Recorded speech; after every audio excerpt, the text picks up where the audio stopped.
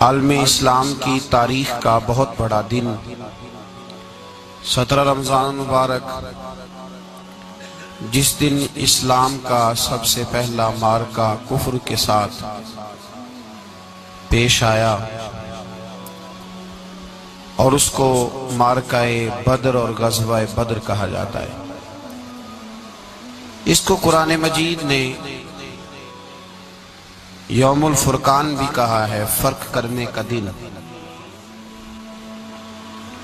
یہ وہ پہلا معرکہ ہے جس کی دھاک کفر کے سینے پہ ایسی بیٹھی ہے کہ آج تک عالم کفر بدر کی للکار سے کانپتا ہے۔ ڈاکٹر اقبال نے امت مسلمہ کو ایک مشورہ دیا ہے۔ اس نے کہا ہے کہ شرط یہ ہے کہ فضائے بدر پیدا کر،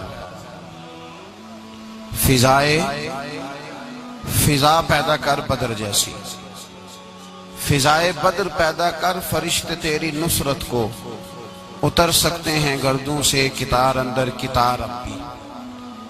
اور اسی مضمون کو دوسرے رنگ میں اقبال کہنے لگے، تو آج بھی ہو اگر ابراہیم کا ایمان پیدا، آگ کر سکتی ہے انداز گلستان پیدا۔ عالم اسلام کو یوم الفرقان، غزوہ بدر کی للکار یاد رکھنی چاہیے۔ ملت کے جوانوں کو بدر کا سبق اور بدر کا نصاب کبھی نہیں بھولنا چاہیے۔ ہمیں آج جو درس دیا جاتا ہے وہ درس فلسفہ ہے۔ جو پیغام کفر کے مقابلے میں ہمیں بتلایا جاتا ہے وہ پیغام ہے مصلحت کوشی کا، وقت گزاری کا۔ ابھی دیکھو غزوہ بدر کا پس منظر مسلمانوں کو یہ سبق دیتا ہے کہ جب فضا پیدا ہو جائے تو اللہ مدد کر دیا کرتا ہے۔ جب فضا پیدا ہو جائے تو پھر اللہ مدد فرماتا ہے۔ جب فضا پیدا ہو، جب مدد کی فضا ہی پیدا نہ ہو، قرآن مجید فرقان حمید سورہ آل عمران میں سے جو آیہ کریمہ میں نے تلاوت کی تو اس میں اللہ تعالیٰ نے بدر کا ذکر فرمایا ہے۔ فرمایا وَلَقَدْ نَصَرَكُمُ اللَّهُ بِبَدْرٍ وَأَنْتُمْ أَذِلَّةٌ، فرمایا تحقیق ہم نے بدر میں تمہاری مدد کی حالانکہ تم تو کمزور تھے۔ ہم نے بدر میں تمہاری مدد کی، تم تو کمزور تھے۔ میدان بدر کے اندر اللہ تبارک و تعالیٰ نے مدد فرمائی، نصرت فرمائی مسلمانوں کی، اور ایسی کامیابی دی کہ پورا کفر جو اس وقت موجود تھا وہ کانپنے لگا کہ مسلمانوں کے پاس اتنی قوت کہاں سے آ گئی، اتنی طاقت کہ یہ کس طرح مالک ہوئے۔ بغور سمجھیے گا بات کو، ذرا تھوڑا سا پس منظر سمجھ لیں۔ 15 سال تک اعلان نبوت کے بعد نبی پاک صلی اللہ علیہ وسلم نے کسی جنگ کی، کسی لڑائی کی اجازت نہیں دی، کسی قسم کی منع فرمایا، بلکہ فرمایا لکم دینکم ولی دین، تمہارا اپنا دین ہے ہمارا اپنا دین ہے، منع کر دیا گیا۔ مسلمان ہجرت کر کے آ گئے مکہ سے مدینہ، لیکن یہاں بھی قریش مکہ اور کفار مکہ نے عالم اسلام کو، مسلمانوں کو، نبی پاک صلی اللہ علیہ وسلم کو سکون سے بیٹھنے نہیں دیا، پریشان کرتے رہتے تھے۔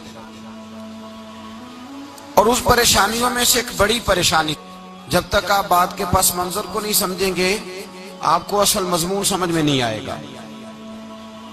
پریشان کرتے تھے مسلمانوں کو، مدینے آ کر پریشان کرتے۔ دنیا کا ایک مزاج ہے، جو آدمی اپنا دروازہ بند کر لیتا ہے لوگ اسے بزدل سمجھتے ہیں، حالانکہ بزدل اور صلح پسند میں فرق ہوتا ہے۔ بزدل اور ہوتا ہے، صلح پسند، کچھ لوگ صلح پسند ہوتے ہیں، لوگ انہیں بزدل کا طعنہ دیتے ہیں۔ تو جو آدمی دروازہ بند کر لیتا ہے نا، یا تھوڑا سا احتیاط کرتا ہے، تو لوگ سمجھتے ہیں کہ یہ بزدل ہے، کمزور ہے، میں نے ڈانٹا ہے تو بھاگ گیا ہے، حالانکہ ایسا نہیں ہوتا۔ وہ شخص صلح پسند ہوتا ہے۔ میرے رسول کریم سید عالم صلی اللہ علیہ وسلم کی ذات صلح پسند ہے۔ حضور علیہ السلام نے صلح کو اہمیت دی ہے، اور وَصُلْحُ خیر، صلح ہی بہتر ہے۔ انہی لفظوں کے ساتھ محبوب نے ہمیں تعلیم ارشاد فرمائی ہے، صلح کو درجہ دیا ہے۔ تو 15 سال تک کوئی لڑائی نہیں لڑی۔ اب انہوں نے سمجھا شاید مسلمان بزدل ہیں، یہ تو تلوار ہی نہیں اٹھاتے، یہ تو شاید جانتے ہی نہیں اس فن کو، ان کو تو خبر ہی نہیں۔ یہ کیا کرتے کہ مسلمانوں کو مدینے آ کے تنگ کرتے، گھر تک آ جاتے۔ مکے کے قریش مدینے کے قریب آ کے مسلمانوں کو لوٹ کے لے جاتے۔ کئی دفعہ ایسا ہوا کہ انہوں نے آ کر کے یہاں سے بکریاں، اونٹ اور کئی اور چیزیں چوری کر کے لے گئے۔ مسلمان پریشان رہنے لگے۔ اللہ پاک نے طاقت دے دی، قوت دے دی مسلمانوں کو۔ حضرت عمر فاروق جیسے لوگ کلمہ پڑھ گئے، حضرت امیر حمزہ جیسے لوگ آ گئے، حضرت ابو عبیدہ بن جراح جیسے لوگ آ گئے، حضرت سیدنا سعد بن ابی وقاص جیسے دلیر اللہ نے عالم اسلام کو عطا فرمائے۔ قوت آ گئی۔ حرِّض المؤمنین علی القتال، محبوب اب تیار کرے مومنوں کو لڑائی کے لیے۔ ایک قافلہ آ رہا تھا، ابو سفیان مال لے کے ایک سفر پہ نکلا ہوا تھا، اس میں قریش کے سارے لوگوں کا مال تھا۔ اس زمانے میں بھی پارٹنر بن کے کاروبار ہوتا تھا، سارے مکے والے ایک بندے کوئی مال دے کے بھیج دیتے تھے، میرا بھی بیچ آنا، میرا بھی بیچ آنا۔ وہ سال کے بعد ایک ہی جاتا تھا، سارے جا کے۔ عرب کے جاہل معاشرے کے اندر بھی دھوکہ کرنا اور جھوٹ بولنا عیب سمجھا جاتا تھا۔ لوگ کسی کے پیسے پر نظر نہیں رکھتے۔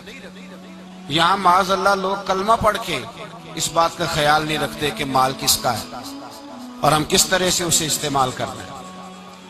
تو ابو سفیان سب کا مال لے کے نکلے۔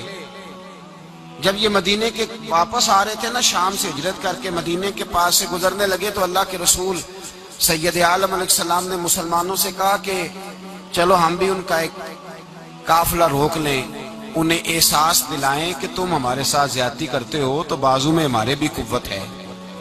اس ارادے کے ساتھ حضور نکلے۔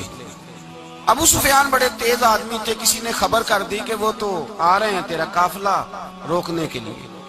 اب حضور سید عالم جب چلے مدینہ منورہ سے تو 313 لوگ حضور کے ساتھ تھے۔ کتنے جی؟ بولیے 313۔ تحقیق یہ ہے کہ 312 تھے۔ حضرت عثمان غنی کو شامل کیا گیا بدریوں میں، لیکن حضور انہیں چھوڑ گئے تھے، اس لیے کہ ان کی زوجہ اور نبی پاک کی پیاری صاحبزادی بڑی علیل تھی۔ فرمایا تو میری بیٹی کے لیے رہ جا۔ تو 313 لوگ حضور لے کے نکلے، 6 زرہیں، 8 تلواریں، چند گھوڑے۔ خود رسول پاک صلی اللہ علیہ وسلم جس گھوڑے پہ تھے، گھوڑا ایک تھا، سواریاں 3 تھی۔ حضرت مولا علی بھی تھے، جناب زید بھی تھے، نبی پاک بھی تھے۔ فرمایا کبھی تو بیٹھے گا، کبھی علی بیٹھیں گے، کبھی زید بیٹھیں گے، کبھی میں بیٹھوں گا۔ جب حضور کی پیدل چلنے کی باری آتی تو حضرت زید عرض کرتے حضور نہیں آپ بیٹھ جائیں، میں پیدل چلتا ہوں۔ حضرت علی کہتے حضور آپ بیٹھ جائیں، میں پیدل چلتا ہوں۔ تو حضور فرماتے تمہیں ثواب کی زیادہ ضرورت ہے، مجھے بھی تو ضرورت ہے نا۔ تو رسول کائنات سید عالم صلی اللہ علیہ وسلم بھی پیدل چلتے، یہ تھوڑا سا سامان لے کے نکلے۔ ابو سفیان کو اطلاع ہو گئی کہ وہ تو آ رہے ہیں۔ ابو سفیان نے ایک آدمی کو دوڑایا۔ اس زمانے میں جب کوئی بری خبر دینی ہوتی تھی تو وہ آدمی اپنے کان میں سوراخ کرتا تھا، لہو نکال لیتا تھا۔ وہ جس آدمی کو بھیجا اس نے اپنے کانوں سے لہو نکالا، اپنے اونٹ کے کان کاٹ ڈالے، چیخے مارنے لگا، مکے والوں دوڑو، مسلمانوں نے تمہارا قافلہ لوٹ لیا ہے، بھاگو۔ اب وہ تو پہلے دلیر تھے کہ یہ ہم سے چھپتے پھرتے ہیں شاید معاذ اللہ۔ انہوں نے کیا کیا کہ 1000 کا لشکر، ہر آدمی کے پاس گھوڑا، ہر آدمی کے پاس تلوار، نیزہ، سارے عتبہ، عتیبہ، شیبہ، ابو البختری، امیہ بن خلف، ابو جہل، سارے اکٹھے ہو کے آئے اور نکلے میدان بدر کی جانب۔ ادھر ابو سفیان اس آدمی کو بھیج کے تو دریا کے رستہ ہی بدل گیا، مدینے کے رستے آیا ہی نہیں، خود بچ گیا۔ اور جب بچ کے نکلا نا تو اس نے ایک آدمی بھیجا کہ قافلہ محفوظ ہو گیا ہے، تم لوگ فکر نہ کرو. اس نے جا کے پیغام دیا ابو جہل کو کہ ابو سفیان کہتا ہے میں بچ گیا ہوں, مجھے کوئی خطرہ نہیں, اب تم لوگ کسی قسم کی تکلیف نہ کرو, تکلف نہ کرو, واپس چلے جاؤ. ابو جہل کہنے لگا نہیں, اب تو ہم واپس نہیں جائیں گے, اب تو ہم ان کا کچھ کر کے ہی جائیں گے. سمجھ آ رہی ہے میری باتوں؟ پس منظر سمجھ میں آ رہا ہے. اب نہیں واپس جانا, نکلے ہیں تو کچھ کریں گے. اب جب میدان کے اندر آنے کے لیے تیاری ہو رہی ہے, ادھر سے پتہ چل گیا, نبی پاک صلی اللہ علیہ وسلم کو اطلاع ہوئی کہ ابو سفیان تو اپنا لشکر بچا کے, قافلہ بچا کے لے گئے, لیکن قریش بضد ہیں آنے کے لیے. نبی پاک صلی اللہ علیہ وسلم نے ایک جگہ پہ تمام مسلمانوں کو جمع کیا. یہ بات قابل غور ہے. حضور نے فرمایا بھی 1000 کا لشکر اسلحے سے لیس ہو کے آ رہا ہے, تم 313 ہو, تمہارا ارادہ کیا ہے؟ نہ تمہارے پاس زرہیں ہیں, نہ تلواریں ہیں, نہ تمہارے پاس نیزہ ہے, نہ تیر ہے, کیا